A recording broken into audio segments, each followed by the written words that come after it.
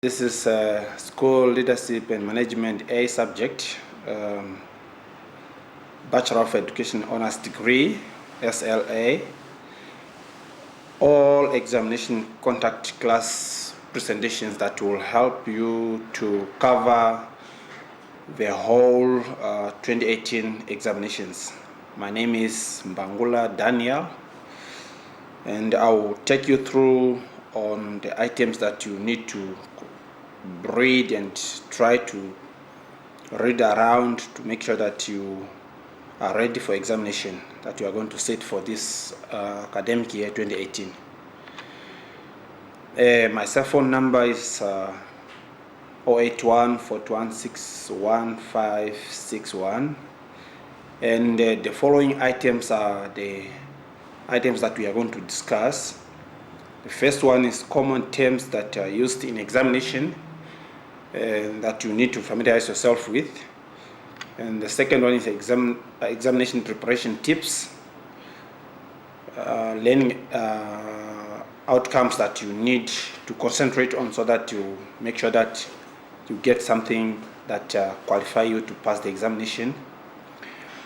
Okay, of course, examination samples for previous examination may not be presented here, but as I take you through the presentation, you will be able to grasp some skills that can qualify you to pass the examination. First and foremost, let's look at the following common terms that are used in examination that can help you to address the questions that you can meet in examination. For example, the term define.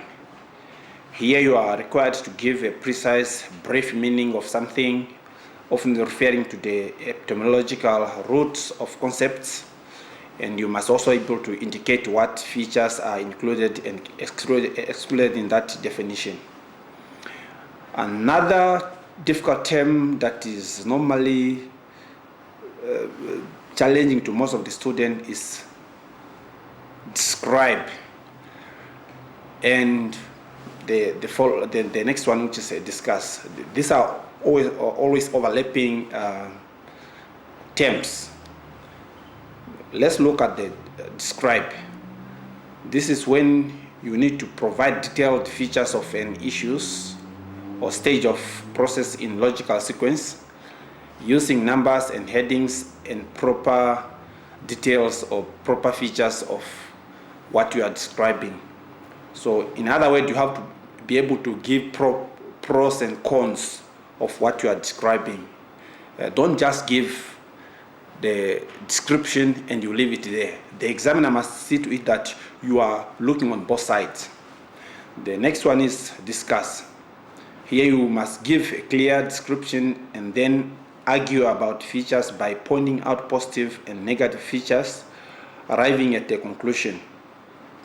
Retrial means here you must be able to look at both negative and positive side of what you are describing, and eventually you must arrive to the conclusion of what you were describing, so that the reader or the examiner must see to it that yes, you have given a clear description of what you were describing. Then you shouldn't leave the examiner with doubting of what you were trying to describe. And here, these are terms that normally come with a lot of marks. If a question has description or discussion question, that question always carries a lot of marks, and your description of a detailed features is the one that will earn you some marks. Then the last one, but not least, is outline. This is the same as listing or mentioning, etc., etc. This is give an overview of and indicate the main features of something in a conscious and systematic manner. Here you just give a brief details or list of something that you are asked. For example, maybe a question can be outline characteristic of school with good school culture. Then you only need to list those characteristics without explaining. Thank you. I hope you are following very well. Examination preparation tips. As a student, you must be able to practice on sample tests in the textbooks or study guide. There are a lot of self-study test questions in the study guide. You must be able to provide answers to those questions because they will help you to address the examination, because some of the exam questions will be similar to those textbook or study guide sample tests. So make sure that you go through your study guide, you read through, you try to answer those questions. Maybe have a friend, if there are 4 questions, one answer 2 questions, the other one answer the remaining 2 questions, then you mark. Or if you cannot find the correct answer, you can contact the tutor so that I can help you on how to address certain questions in that study guide. You must also be able to look at the past exams, because this will give you an overview of how you will be examined in the coming exam, because we normally use the same questions. Not necessarily that the previous year question will be repeated this year, but what I mean here is that the questions are normally circulating years after years as time goes on. Some will come in after maybe 2 years or after 3 years. The same question that was asked in 2016 will pop up in 2018 or will pop up in 2019. So therefore it's very important that you must be able to look at those past exam questions and familiarize yourself as to how the examiner normally set questions and how you will be able to handle such questions. And also to look at the depth of how much you must spend on those questions. Ask for suggestions from your tutor or lecturer what to expect in the exam, what course material should be emphasized on. This is very important to make sure that you always keep in contact with the tutor, so that if you have something that is not clear, the tutor can be able to help you out to answer to your worries and to give you guidelines on what you must do on a certain topic or on a certain chapters.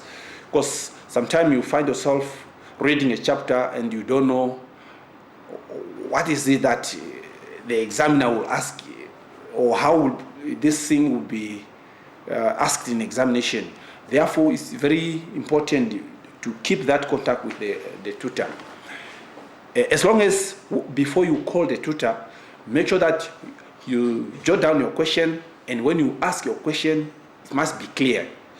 Then you'll be even given a very good assistance if your questions are clear. Don't come and you start murmuring in the phone and you confuse the tutor, and the tutor will not be able to help you out. Of course, you must leave plenty of time to revise. You must have enough time to revise. The attendance of students where, if you are writing examination in June, you want to start reading in May, that will not work for you. You need to read throughout. As soon as you receive your material, start reading. And when you have a problem, you ask the tutor. So that when the exam is near, you are just doing a revision. And even when you raise questions, you will only raise questions on the issues that you don't understand, and you have even time, ample time to sort out those things that you are not clear of. But if you just try to rush things, this will be difficult for you to get the time to revise and get everything mastered for your exam. Planning your study time. Everyone study according to the time of the day. Some study during the day when it's hot. They prefer studying when it's very hot. Some prefer studying when it's early morning or when it's later in the afternoon. So make sure that you plan your study according to your preference time of the day so that you concentrate very well. Because if you don't know which time of the day you concentrate, you end up messing up in examination, because that time you have a lot of butterflies flying in your stomach and you are scared of the exam, you are confused. So it's very, very much important to plan that while there's time. You must also get an understanding of grading procedures. For example, you must be able to familiarize yourself as to how much points do you need to pass examination, how much points do you need to pass your assignments, which is very important, so that you know, okay, how much effort do I need to put in when I'm going to study or to prepare for my examination. When I'm going in examination, I must be able to know that, okay, at least I need only 60. So if I push hard, I can even get over that. And you must also know how much effort do I need to put in the assignment, so that in examination I will not sweat too much, because I have worked hard already in the assignment and my marks are very well. So in exam I need only these points, then I can pass. So it's very, very important to know how we grade. Before the exam, make sure you know where it will be held, the starting time, how long it will last. There are times when people come in examination and they are not mentally prepared. For example, examination is 2 hours or 3 hours, but your mindset is telling you, I can only sit here for 1 hour and 40 minutes. Beyond that, I can't take it. So therefore, you need to be mentally prepared, so that when you sit in examination, or before you sit, when you are preparing to write a certain paper, you know, okay, I'm going to sit there for 3 hours, or I'm going to sit there for 2 hours. Therefore, I must be able to answer and do everything that I need to do within that time frame. And I must be able to get something that can qualify me to pass examination. There are times, I know some of you are already working and you have different bosses. The examination is starting at 10 and you are coming quarter to 10. That won't work. If you know what time examination is starting, that will also help you to prepare. Okay, I must be there maybe 40 minutes before exam or 30 minutes before exam, and help my mind to settle down. When I'm settled, then as I enter in the exam room, I'll be able to address the exam because my mind is well relaxed. We come to the crucial point: course learning outcomes. Of course, these are topics that you must be able to read around and be able to know some of these things that examiner might set a question around those topics, and you must be able to take 2 or 3 topics that you are able to get marks that can make you pass the exam. We start with Unit 1. In Unit 1, we look at the characteristic of schools with a sound culture of learning and teaching. You must be able to read around that topic and find out what are those characteristics that shows that the school is showing a sound culture of learning and teaching. You must, if the question is maybe explain or describe or discuss those characteristics, you must be able to address them. Another topic in Unit 1 that you can also look at or read around, difference between or difference between organizational culture and culture of learning and teaching. Of course, sometimes you may find a question in examination where you will be asked to differentiate between those terms, or to just discuss in detail the difference between those terms, and you must be able to come up with something that can differentiate those three aspects that I mentioned earlier, which is a difference between organizational culture and culture of learning and teaching in schools, of course. And furthermore, you can also look at how to develop a school of excellence by efficient management of fiscal resources and the instructional programs. A question can be, maybe you are a principal. How will you develop a school of excellence by efficient management of fiscal resources and the instructional programs? These are very important aspects when it comes to the school performance. Therefore, when you read around that topic, you will see that there are certain things that a manager of a school must do to develop school of excellence by efficient management of the resources in the school and the instructional program. Instructional program, those are teaching programs. Like how will you handle the teachers to make sure that they are doing their work nicely and teaching is taking place. So a question can come around that area. So as you read your study guide, you'll be able to come up with something that can help you to look around that topic that can help you to pass the examination. We are moving away from unit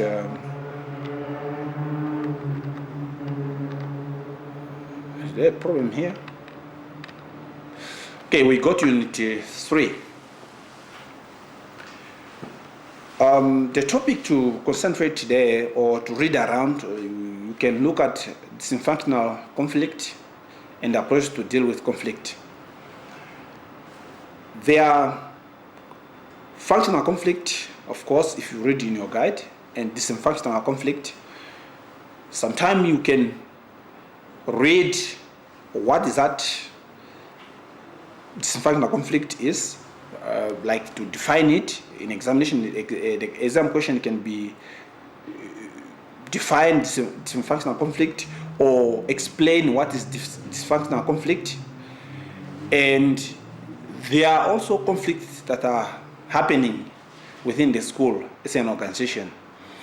You must be able to read what are those approaches that you need to use to deal with those conflicts when they arise in the school as an organization. And we look at Unit 4. Unit 4, you look at psychological reasons for resistance to change.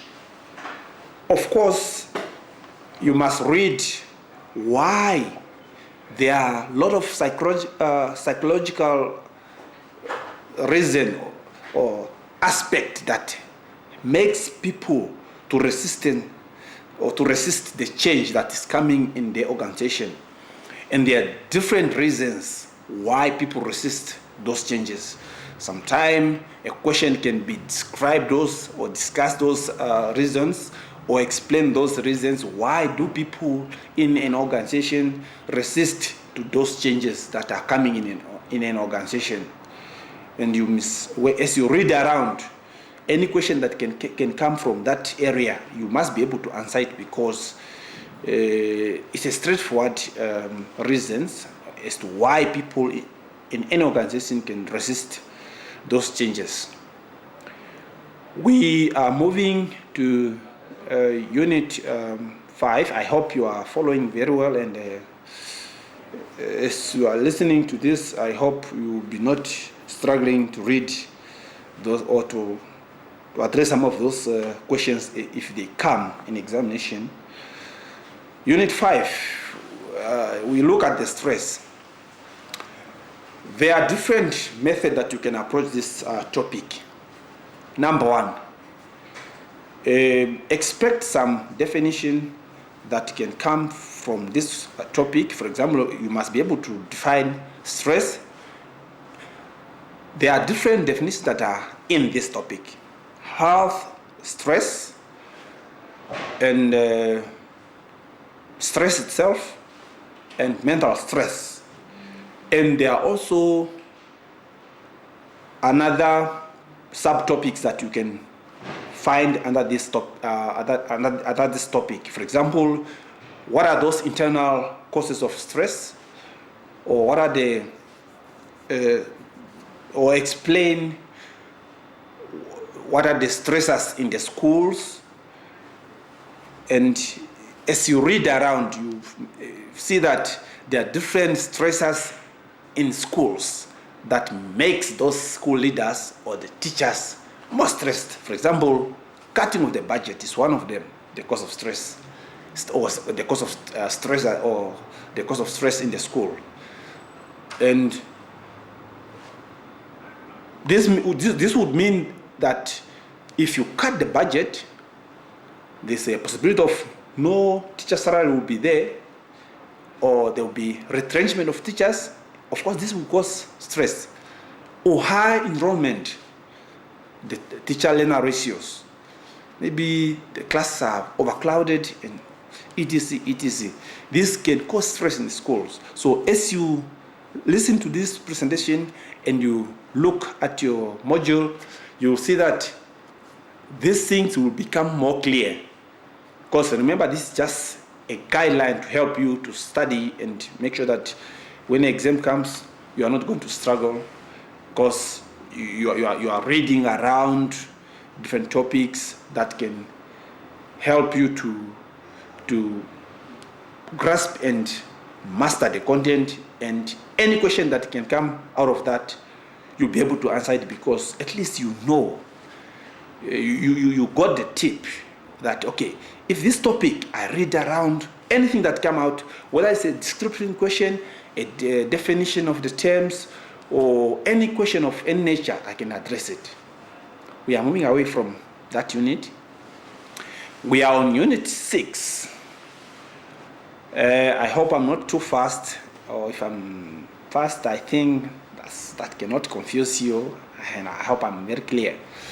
On unit 6, we look at functional and management tasks of educators. As educators, there are certain tasks that educators must be able to do as a functional and management task.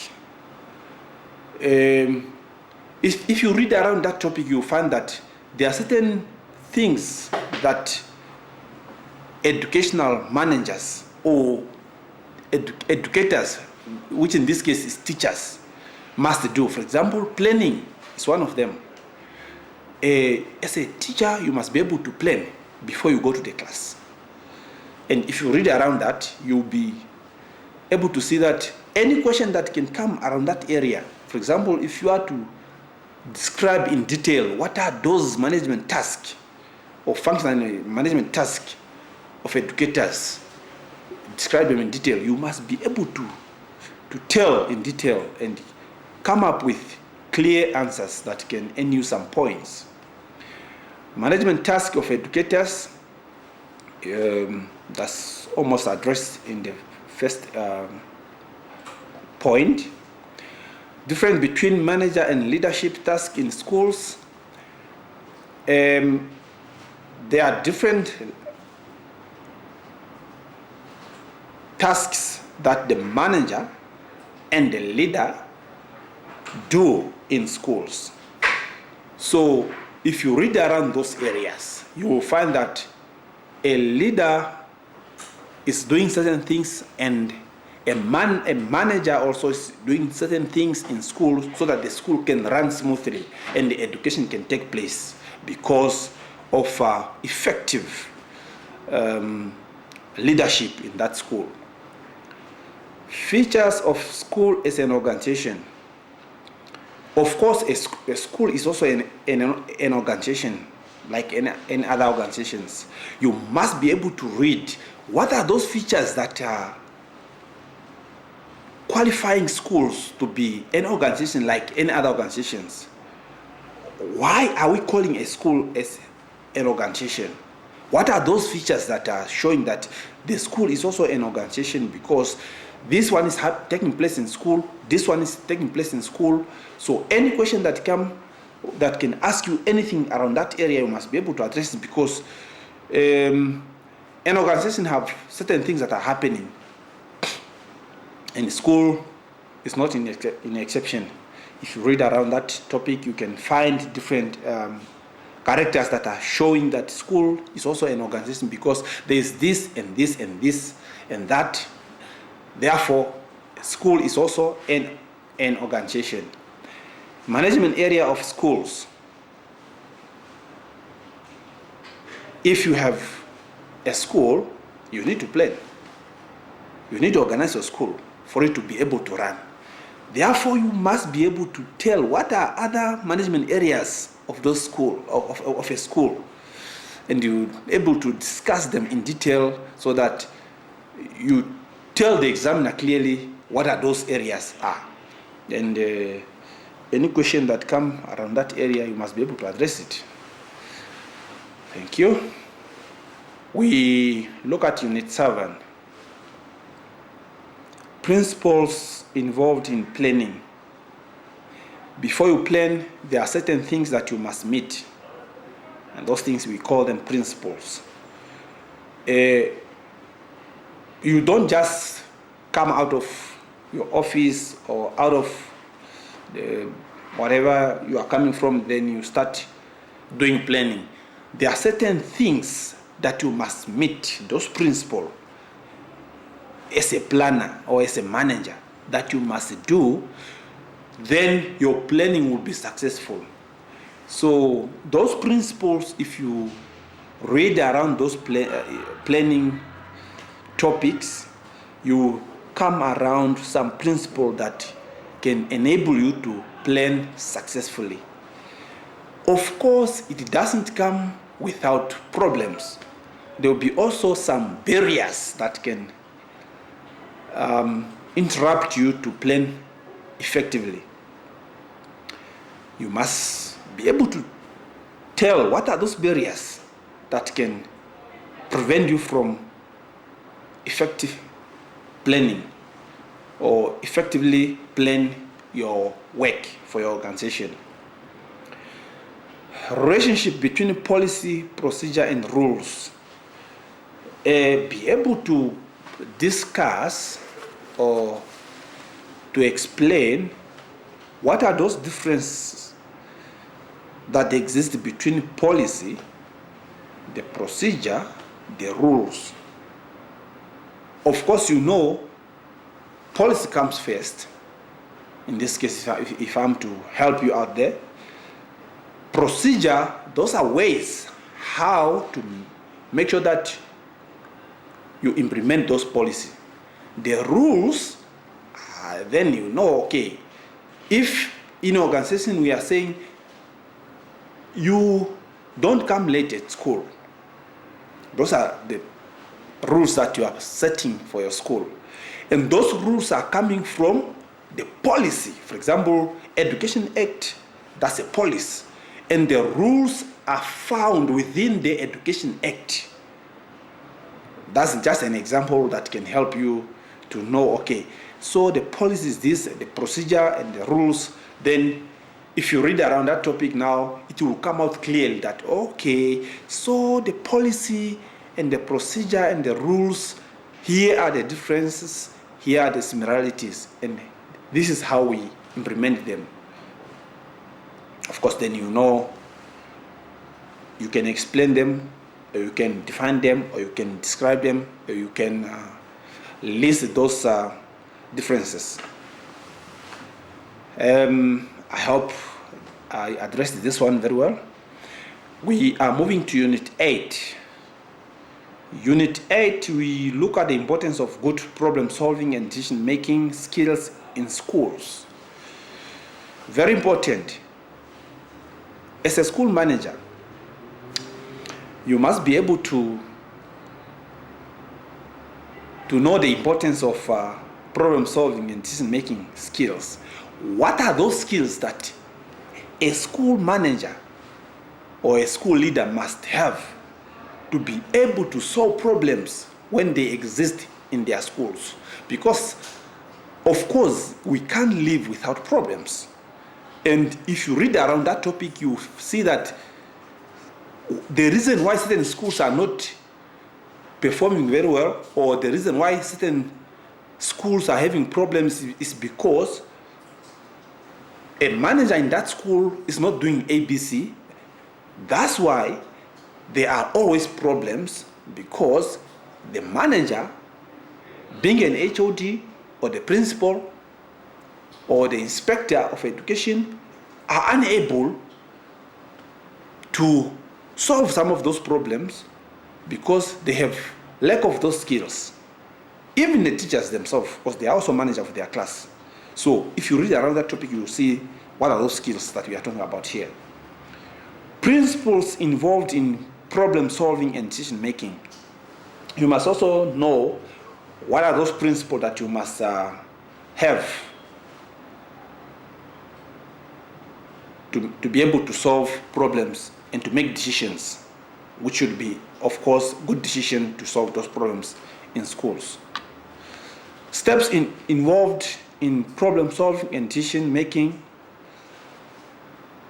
Before you take any decision to solve problems, there are certain steps that you must follow, and those steps are in logical sequence. Do this first, then you do this, then you do this, then you do that. That will eventually bring you to solving of the problem and make the wise decision. Relationship between problem solving and decision making. What are those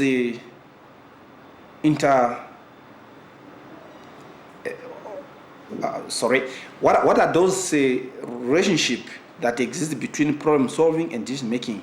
What is it that makes decision making and problem solving more interlinked? If you read around that topic, you will see that there are certain issues that problem solvers and decision makers must meet so that they will eventually arrive to good solutions, and they will eventually arrive to a good solutions to their problems and make the good decision that can make their organization to run smoothly. Barriers and how to overcome them in problem solving and decision makings. Of course, you cannot just solve problems in a straight line. There must be some issues that can hinder you to solve those problems, and those are what we call barriers that can now hinder you to solve certain problems. And you must also have some solution to those barriers. You can't just have problems and you don't have solutions. You must also have some solutions on how do you overcome those barriers that can prevent you to arrive to a problem-solving solutions in decision making. I think that one's clear. Unit 9, basic principles of organizations or organizing. Basic principles of organizing. There are different principles of organizing when you're running a day-to-day work in an organization. You need to make sure that there are certain things that you must do before you organize your people to do things. For example, your planning must be clear. How do you plan so that the work that you want to be done can be done within that given period of time? The role of functional structures in organizations. Okay. The functional structure is a day-to-day running activities in an organization. Therefore, you must know what are the middle managers are doing, what are the senior managers are doing, what are the subordinates are doing, so that the organization is running smoothly. So, but refer also to your module. As you read your study guide, you will see that there are a lot of roles that those functional structures, in the other word, how the running of day-to-day activities within the organizations, people who are involved to run the day-to-day tasks within the organizations, what are their roles? The relationship of authority, power, responsibility, and accountability within delegation. Of course, you must be able to tell what are the relationship between authority, power, responsibility, and accountability within the delegation. When you are delegating, before you delegate any task, there must be certain authority, the power to control, the responsibility that comes with accountability when you are delegated to do certain work. What are those? You must read around and you find out what is that you must do to make sure that you are accountable for what you are delegated to do. Principle of effective delegation and barriers. Of course, there are certain principles that you must have or follow to delegate or before you delegate. And of course, there are also barriers that comes with that. You don't just delegate a work to be done by somebody and you expect it to be smoothly. There will be certain problems that will come. Then you must be able to tell what are those barriers that comes that hinder the effective delegation to take place. And we also look at principles of effective coordinating and barriers. When you are coordinating certain activity within an organization, there are certain principles that you must follow for your coordination to be effective. If the question is describe those effective, you must be able to tell them. And certain barriers, the stumbling blocks that can come into your way to prevent you to effective coordinate your tasks within the organization, you must be read around that. Importance of control as a management function. Why is controlling a very important management task within an organization? You must read and find out why is that very, very important to make sure that you control everything that's happening within your organization. Principles and guidelines of effective control in the school. Excuse me. Principles and guidelines of effective control in the schools. Of course, as a school principal or as a school manager or as a school leader, you must be able to tell or to know what are those principles and guidelines that you must follow to make sure that you effectively control what's happening within your school as an organization. If you look at your guide and you read, because I know students, they hardly have time to read, but you must read. Read, find out anything that is in that area, you must master it. So that if any question can come in examination asking you those principles or guidelines or principle of effectively coordinating, delegation, importance of control as a management function, informal method of control, you must read around those areas, then you know, okay, informal method of control is like this one. Informal means you are not doing it formally. For example, if you are doing this classroom observation, that's a formal way of controlling. teaching in schools. But there are others that are coming there as informal method of control in schools or in an organization that comes in. And as you read through, you'll see that you come out, they will come out clearly, and you will be clear on what are those informal method of control. Then we are heading toward the end. Unit 10, difference between leadership and management. These are well-known terms. Therefore, you must know what is leadership and what is management. Management involves control, organizing, and all those. And leadership, what does it entails? Then you must tell as you read. And when you come to exam and something come around that area, you shouldn't scratch your head, because everything you know it. Abilities of effective educational leaders.